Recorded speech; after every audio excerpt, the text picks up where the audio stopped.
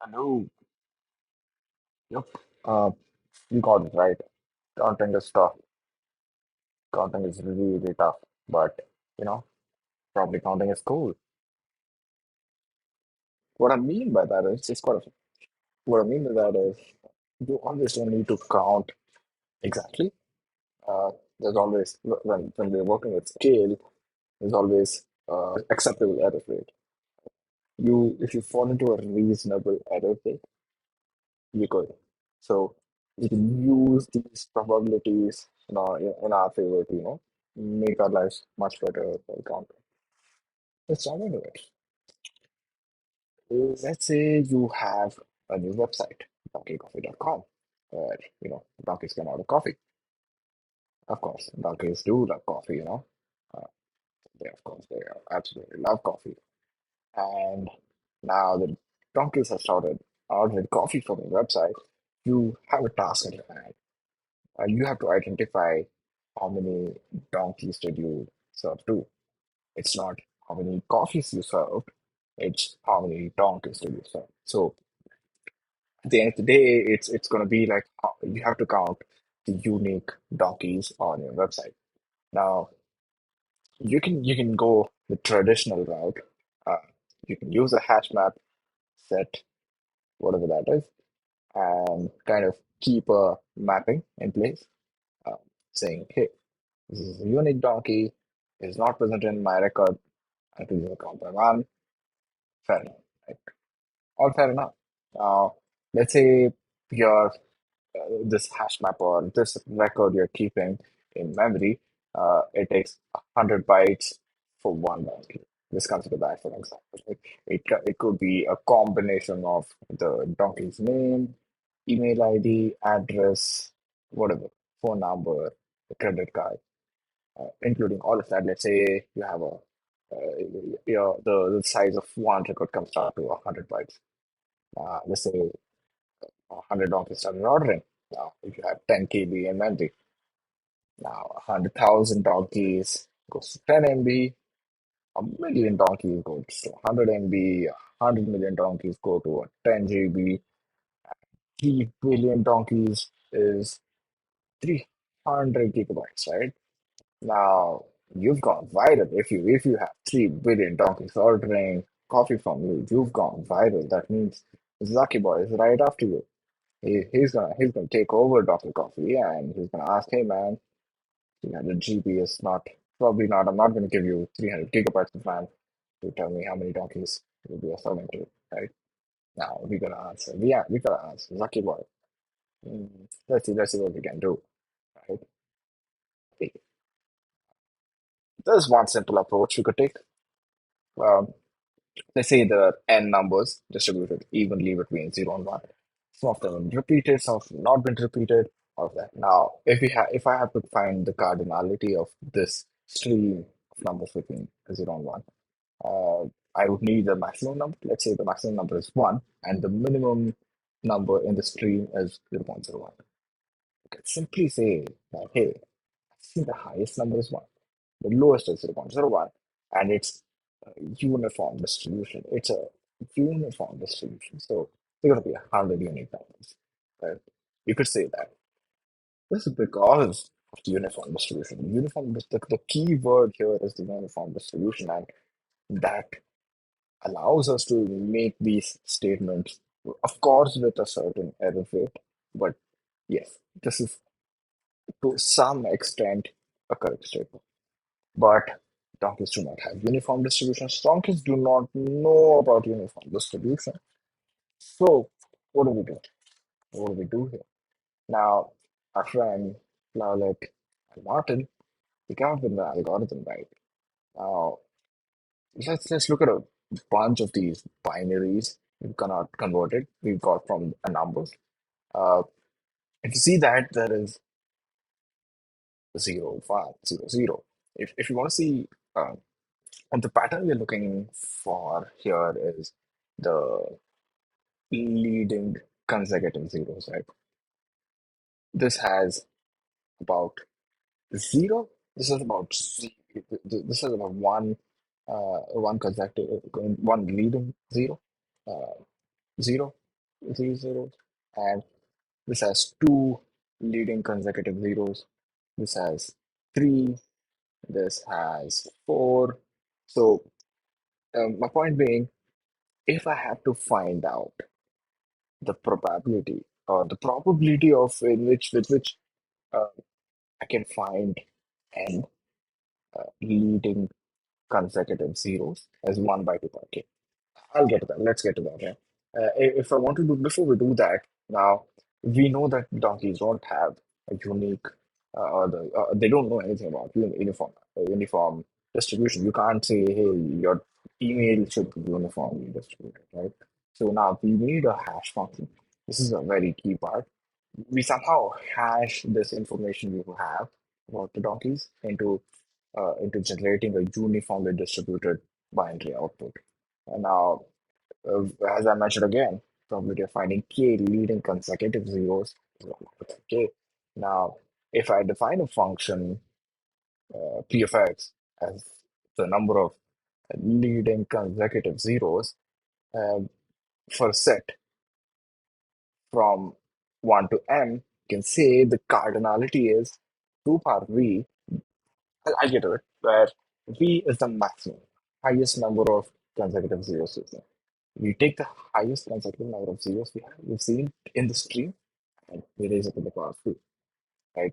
Now, of course, this is not where we stop, because you know already that something's wrong, right? Because you cannot always expect the cardinality of a number or cardinality of a set to be a power of 2, right? Now, what do you do?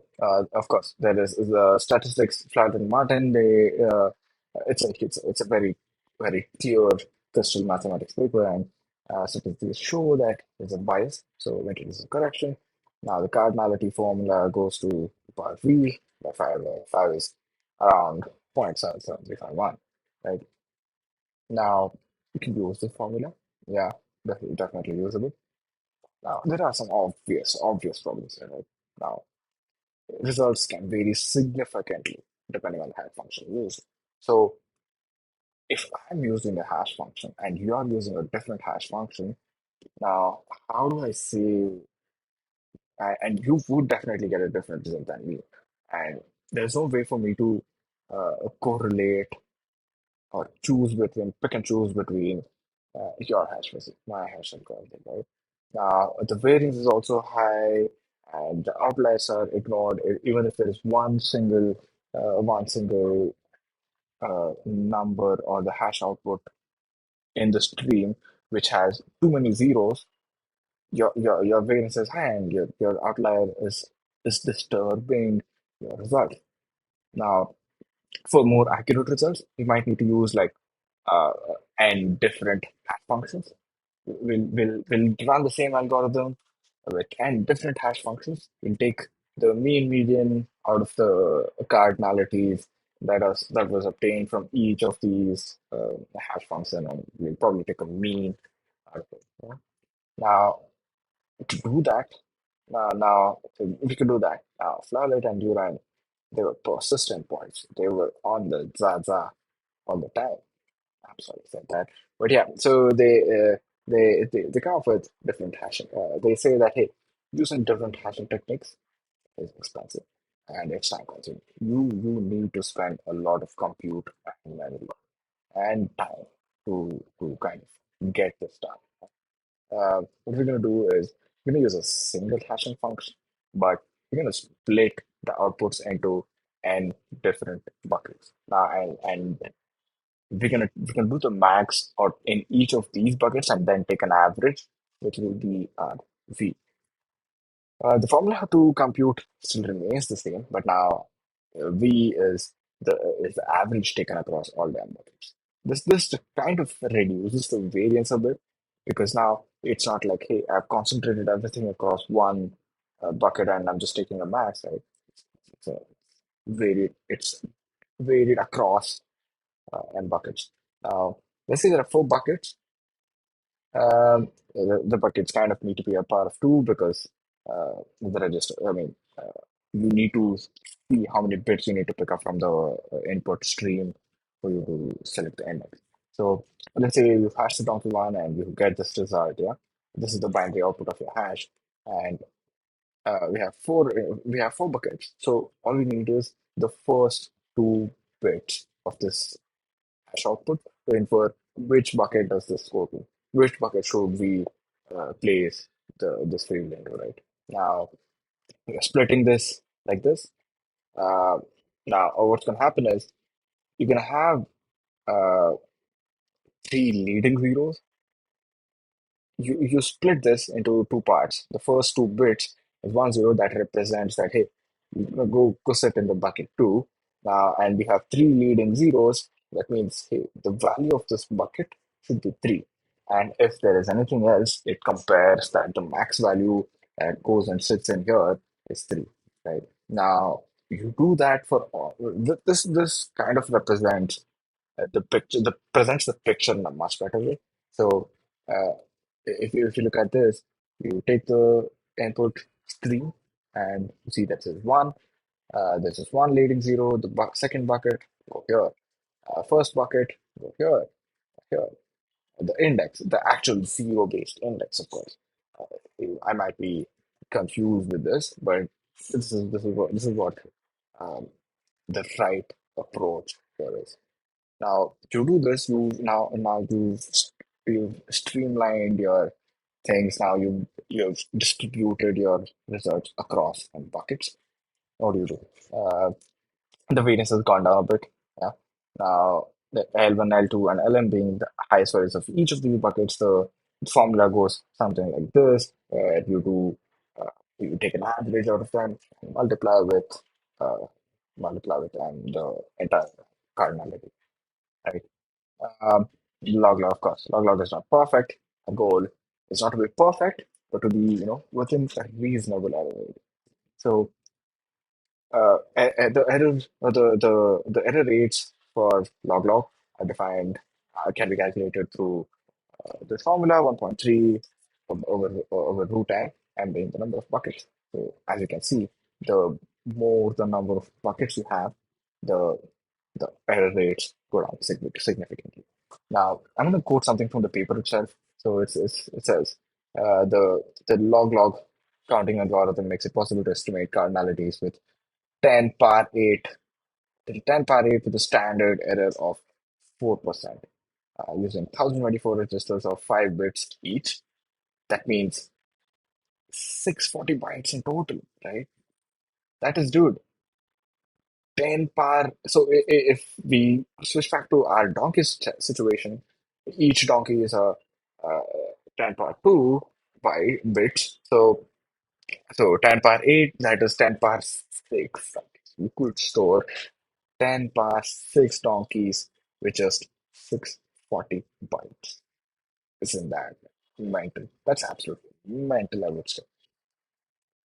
Okay, now boys are still not happy with the log performance within the same paper, right? They were doing two things. The super log and log came out in the same paper. Now we can. So what they did was in super log version of the paper. What they did was they said, hey, we can throw out the largest values before we take the average. This is to avoid now in the if you remember what the first approach was, introduced the problems. The problems were there was high variance and there were outliers. Right now we've taken care of the variance by splitting it into n buckets, but the outliers were still in the picture.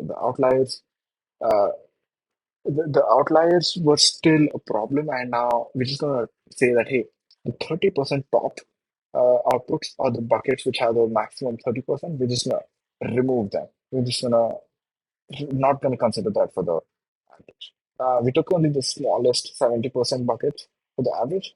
Now the formula kind of changes into zero point 0.7 and something like this. Yeah, that's crazy. Now, the error rate went down significantly from 1.3 to 1.05. Man. That's crazy. That's absolute nuts. Yeah.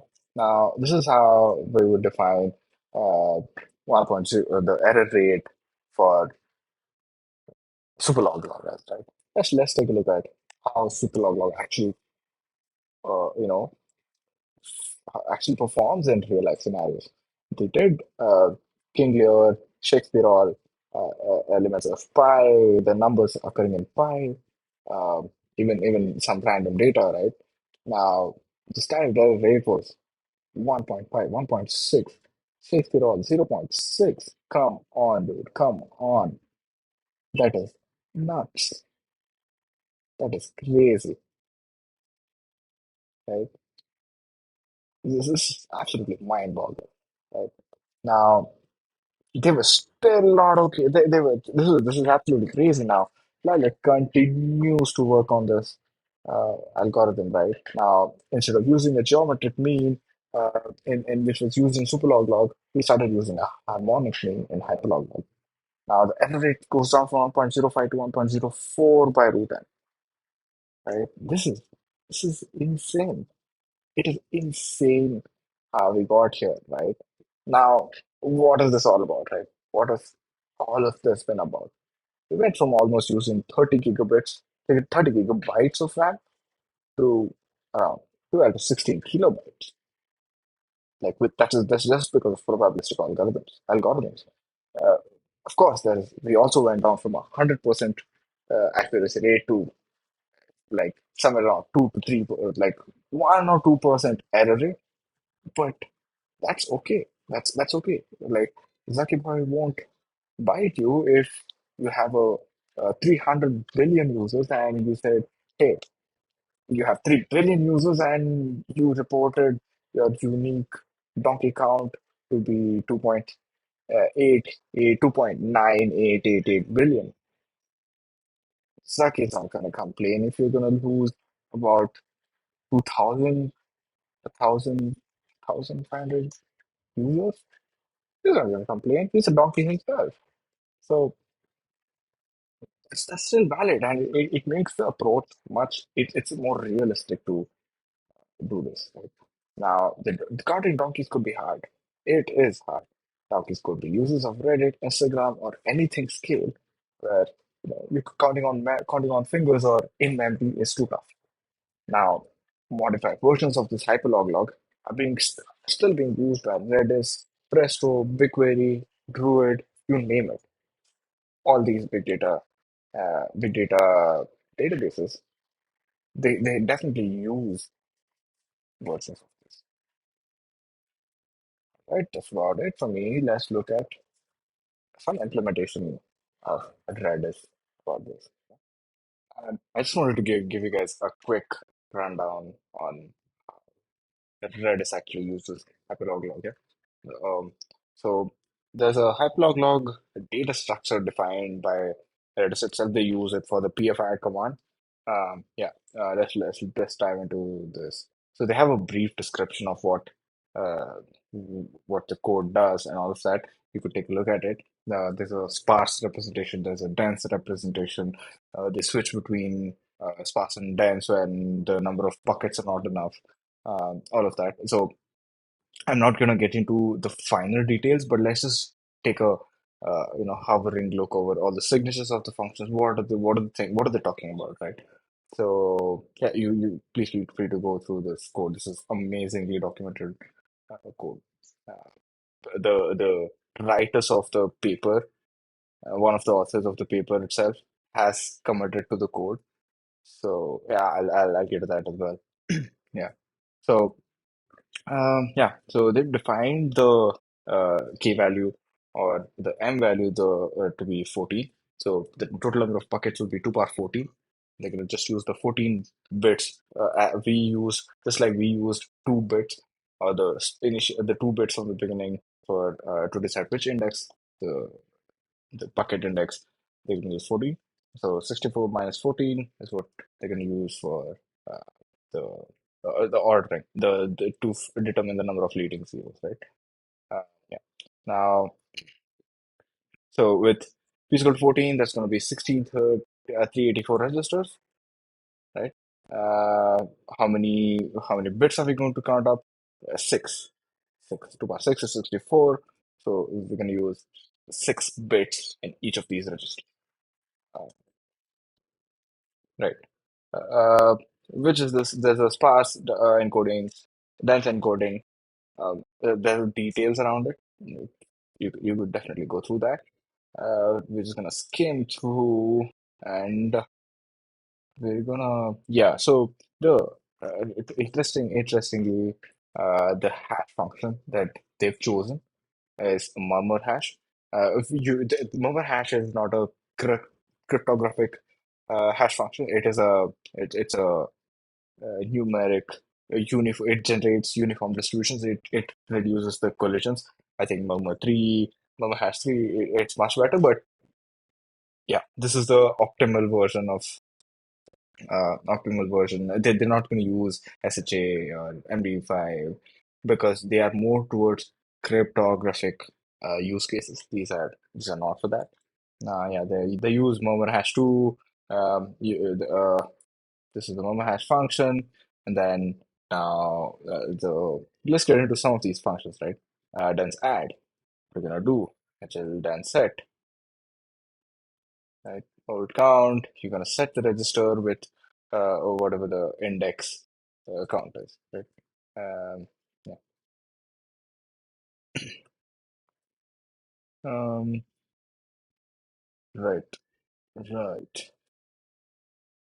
Set register. You're gonna set the register with the values, and you're gonna add. There's gonna be a merge somewhere because the advantage is that now with these algorithms, you can split these buckets and you can pretty much store these buckets in multiple machines, right?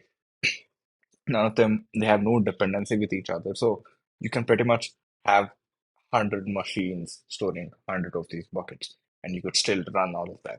So there's a HL merge somewhere, I'm assuming. Then there must be a HL merge. Um, yeah, the HL count is the one which actually counts the cardinality here. HL add. There's a sparse, there's a dense case. Yeah, hash merge. Yeah, as I mentioned, right? So this is gonna take in a bunch of registers and then merge them into one. Yeah. Create HTML object. It's gonna store it. All of this.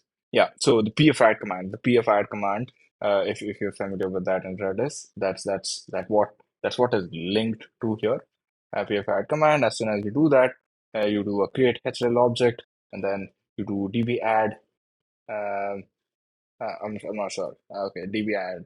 You register that there, and then you kind of somewhere do yeah pfadd somewhere. Not sure. Yeah, HLLAD. Yeah.